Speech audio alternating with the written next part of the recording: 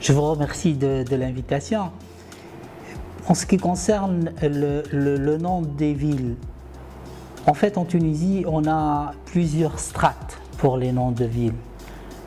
La première c'est la strate autochtone berbère. On a un grand nombre de toponymes qui sont d'origine berbère.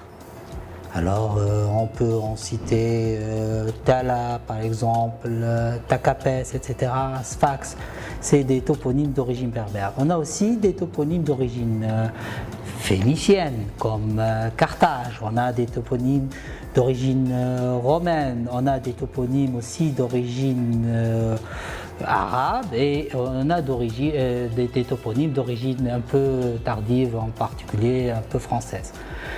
Donc, il n'y a pas une composante qui domine les autres. On a à peu près la dominante toponymique tunisienne, elle est berbérophone, arabophone et latinophone. Donc, ces trois.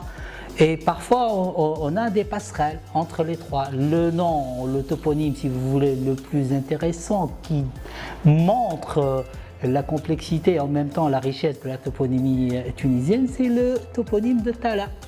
Tala qui est d'origine berbère, comme je vous l'ai dit, qui signifie source. Et en arabe, le toponyme est gardé, il devient Ain Tala, c'est en même temps deux fois, si vous voulez, la source. Et à l'époque contemporaine, et surtout à l'époque coloniale, on l'appelait source de Ain Tala. Donc vous avez les trois fois source. Ça démontre quelque chose que, en même temps, il y a une continuité, mais en même temps la rupture. C'est que les gens à l'époque médiévale et même à l'époque moderne, ils ne connaissaient pas le sens du mot Tala.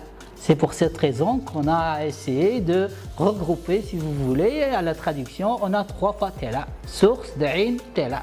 Donc vous avez trois fois le sens du mot qui est Tela. Donc c'est ça la complexité de la toponymie tunisienne, elle est très complexe. Vous avez, par exemple, même si vous allez à Tunis, vous avez un nom comme Santarine, c'est Saint-Henri. Jules Ferry, une région comme... donc c'est très complexe, mais en même temps on a le fond essentiel, je le dis, il est berbère, mais on a des affluents d'origine orientale, etc. Je reviens sur le toponyme de Kairouan. Kairouan est un toponyme, tout le monde pense qu'il est arabe, mais en fait rien de cela, il est d'origine persane, mais qui nous est venu à travers une transformation par l'arabe. Donc le caravansérail qui devient Kairouan, donc Kairouan, le toponyme actuel. Donc c'est cette richesse-là, la toponymie tunisienne elle est riche et il y a eu plusieurs influences et un enrichissement qui ne cesse aussi de s'accentuer et c'est une très bonne chose, moi je trouve. Le nom de Tunis est un nom d'origine berbère. Et le toponyme, il est signalé, il est évoqué, il est mentionné dans les sources anciennes. Donc on l'a à peu près au 6e siècle avant Jésus-Christ, Tunis. Et donc il n'y a aucun problème là-dessus. Il n'est pas romain, il n'est pas arabe, il est d'origine berbère. Et vous avez le T, la lettre T qui généralement distingue les toponymes d'origine berbère. Alors vous avez Takapes, vous avez Tala comme je vous l'ai dit et Tunis et un toponyme aussi berbère. Il n'est pas latin, il n'est pas arabe. Mais les Arabes, les sources arabes ont essayé de comprendre le sens du mot Tunis à travers la lexicologie arabe, à travers la langue arabe. Et ils ont essayé de donner un sens à ce mot qu'ils ne comprenaient pas et ils ont dit que Tunis, ça veut dire l'endroit où on est bien, où on est généralement bien accompagné, etc. Mais tout ça, ça démontre aussi qu'il y a eu une rupture dans la compréhension des noms antiques. Mais le nom Tunis, il est berbère. Le mihrab, c'est généralement c'est pour donner l'orientation, c'est pour fixer l'orientation de la direction sacrée, la Qibla. Et quand on voit de près, il n'est pas rare que les mosquées possèdent 1, 2 ou même 3 mihrab dans la salle de prière. Et cela n'a en réalité pas de très grands incidences sur la prière en elle-même. Mais généralement, c'est lié au rite. Vous savez que les musulmans ont 2 rites. Il y a les hanafites, il y a les sunnites, et à Djerba en particulier, il y a un rite un peu particulier, c'est les ibadites.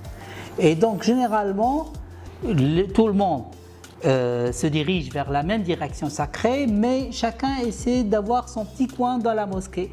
Et vous avez un endroit pour les sunnites, les malikites, et un endroit, généralement, c'est le mihrab dédié aux ibadites. Donc vous avez ces 2 rites qui dominaient Djerba, notamment à Sedwiksh, qui est un village ibadite. Qui sont les Aghlabides? Les Aghlabides, c'est une dynastie arabe, d'origine arabe, c'est des Tamimites, qui ont été investis du pouvoir dynastique vers l'an 184, vers l'an 800 de l'ère chrétienne. Et ils ont formé en Tunisie, en Ifriqiya, si à l'époque on l'appelait ainsi, la première dynastie autonome, mais dépendante du califat abbasside. C'est cette dynastie qui était sans doute la plus importante du Maghreb au IXe siècle, beaucoup plus importante que la dynastie voisine des Rostimides en Algérie, beaucoup plus importante que la dynastie idrisside au Maroc, et sans doute aussi importante, sinon un peu plus importante, que la dynastie omeyyade en Andalus. Et de ce fait, les Aghlabides étaient un pouvoir assez fort économiquement et politiquement, et à leur époque, il y a eu la conquête des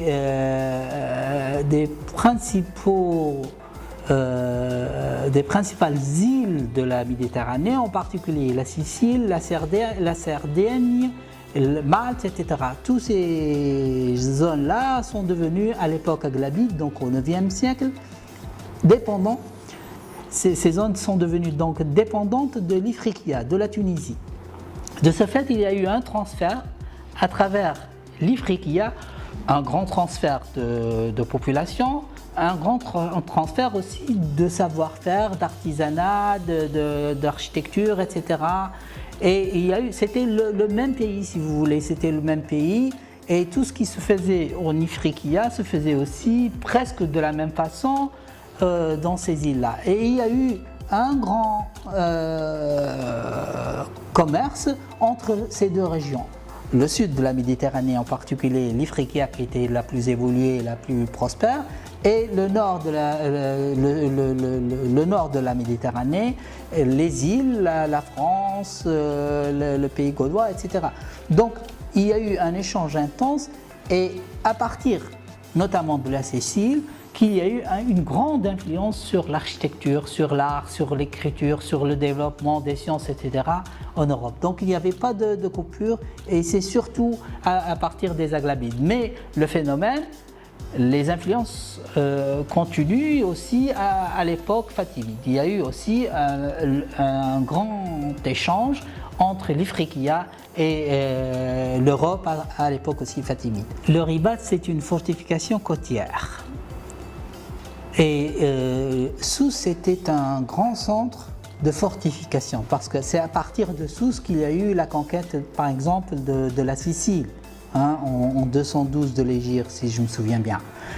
Et à partir de Sousse, il y avait aussi un chapelet de fortins le long de la côte. Parmi ces fortins, ces forts, il y avait Qasr al-Toub.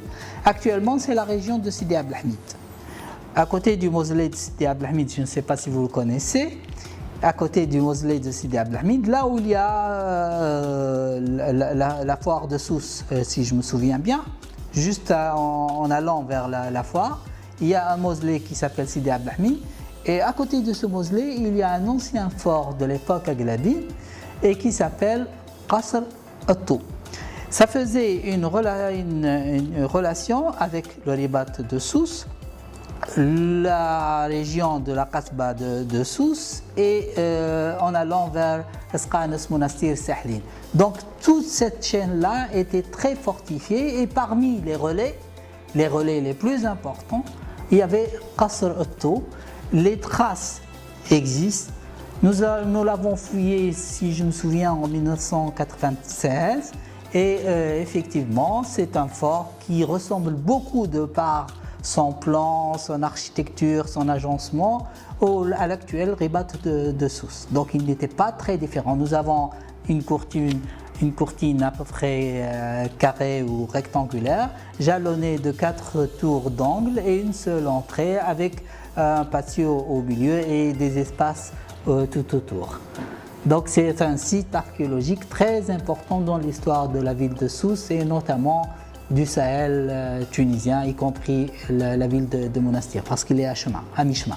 Généralement, on emploie la formule lapidaire, on dit que 3000 ans d'histoire, mais la Tunisie a beaucoup plus que les 3000 ans d'histoire. On a une histoire très riche et tous les jours, on découvre notamment en archéologie, en histoire de l'art, et il y a tout un pan de l'histoire que nous n'avons pas encore bien exploité. C'est les arts mineurs, c'est le savoir-faire, c'est les traditions populaires qui, tout en étant authentiques de nos jours, mais généralement elles nous transmettent un savoir-faire ancestral. Donc on n'arrête pas de découvrir. Et il y a des choses qu'on voit qu'on n'arrive même pas à expliquer. Donc tous les jours on essaie d'expliquer, d'exploiter, etc. C'est une richesse inouïe et une découverte sans cesse. Sfax, elle est très importante du point de vue historique. D'ailleurs, parce que c'est une fondation aghlabite. La ville n'existait pas à l'époque, avant les Aghlabides. Elle n'existait pas à l'époque romaine, etc. C'est une ville qui est un peu authentique, elle conserve des monuments extraordinaires. Les remparts de Sfax datent du 9e siècle, la mosquée de Sfax date du 9e, elle a été rénovée au 10e, 11e siècle. C'est une ville très riche du point de vue archéologique, du point de vue patrimoine. C'est une ville aussi très riche du point de vue culturel, elle a toujours eu ses lettrés, elle a toujours eu une bonne élite culturelle et une bonne production culturelle. C'est une ville l'une des plus importantes. C'est vrai qu'elle a un côté économique qui estompe un peu sa physionomie culturelle, mais c'est une ville d'une grande richesse culturelle. C'est l'occasion pour montrer que Sfax a quelque chose à apporter à la culture, autant que Sousse, que Tunis, que Kairouan. Sfax a une grande importance sur la culture tunisienne.